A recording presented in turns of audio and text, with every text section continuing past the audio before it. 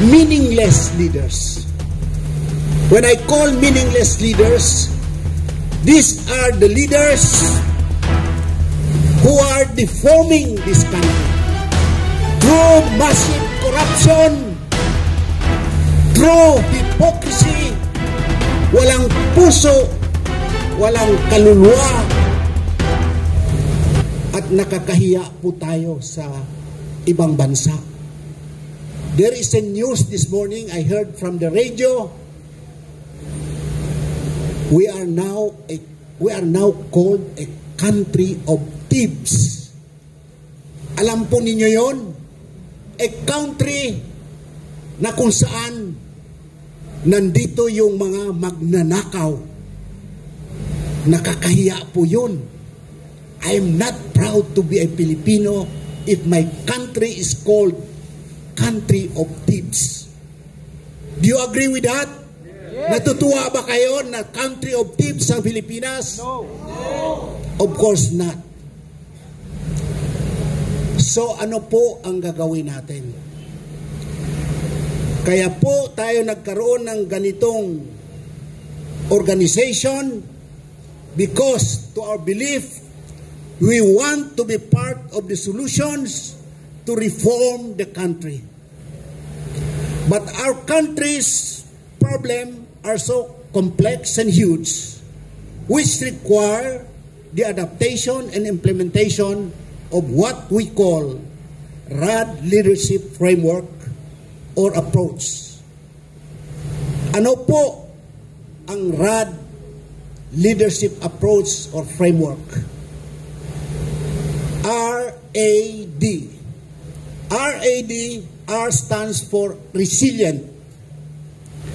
A stands for agile. And D stands for developmental leader. RAD also means effective, cool, and exciting. It's also a short term for radical. We need a radical leader to implement radical change and bring this country to greater heights. And as we see, and for that matter, we see these qualities in Vice President Sara Duterte. Do you agree? Yes. Do you agree? Yes. Do you agree that VP Sara is a RAD leader? Resilient, agile, and developmental. A leader whose dedication to public service is selfless, inspiring, and transformative, with strong conviction in the execution of her sworn duty. A leader who always offers solutions to problems. Look what happened to Davao, Cebu. If the government is scrambling to monitor, to look for solution, anong ginawa ni VP Sara? Without any words, dumating ang relief goods from the people of Davao City. Yan ang kailangan nating leader. Action agad. Agile leadership is very important. He is always there to offer solutions to problems rather than adhering to blaming game strategy. A leader based on the results of various national surveys clearly showed the highest trust by Filipinos as they are inspired over leadership despite being continuously castigated with so many accusations heard against her. A leader or a RAD leader, an inspiring leader like VP Sara is what this country direly needs. For when people are inspired of their leader, they volunteer respect, obedience, discipline, and easy to contribute to national unity and development. These are the very reasons why we support and urge VP Sara to run for the presidency in 2028. and promise to support her all the way. Will we agree with the idea that we will support BP Sara all the way for 2028 presidential election? Do we agree? Agree!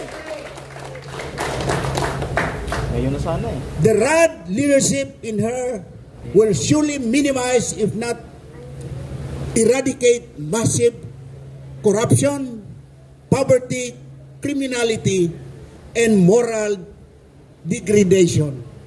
Anong nangyayari sa atin ngayon? May moral values pa ba ang mga Pilipinos? Siguro majority demoralized dahil sa nangyayari sa ating bansa. Alam nyo, bilang commissioner ng CHED at isang professor ng graduate school ng mga universities, state universities dito sa Manila at sa probinsya, I have a personal experience kung anong nangyayari sa mga classrooms. Mayroon po akong experience na isang bata, isang estudyante na huling cheating, nangungopya. Alam naman natin lahat ang cheating, di ba? Noong pinuna ng isang guro ang isang estudyante. By the way, before I'll continue, welcome Engineer Gabino, the Secretary General of DDS Saraol Confederation. Welcome, welcome, come here.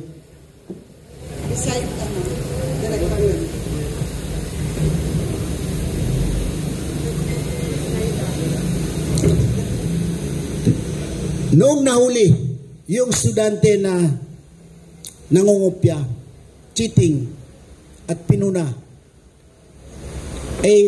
anong ginawa ng estudyante? Tumawa pa. Sayang, sabi niya, nahuli ako. Noong unang panahon, pagka nahuli yung bata na nangopya, umiiyak yun. Ngayon, hindi na. Parang naging kultura na ang cheating, ang pagnanakaw, ang corruption, walang puso at walang kaluluwa. Nakakalungkot po. Kaya this is the big challenge insofar as this organization is concerned. And we only see a leader who can champion the cause of the Filipino peoples through peace and development in Vice President Inday Sara Duterte. Do you agree with that? Yes. Thank you very much. Meanwhile, we strongly condemn the rampant corruption in trillion pesos on flood control projects, confronting the country involving officials of the government, DPWH officials and contractors. Because of this, the Filipino people's trust has been severely eroded due to government failures, especially on accountability by the Marcos Jr. administration. Mr. President Bongbong Marcos Jr., the nation is at its critical juncture. The international community are watching us. In fact, they call us, most of them call us, country of thieves. Nakakahiya po.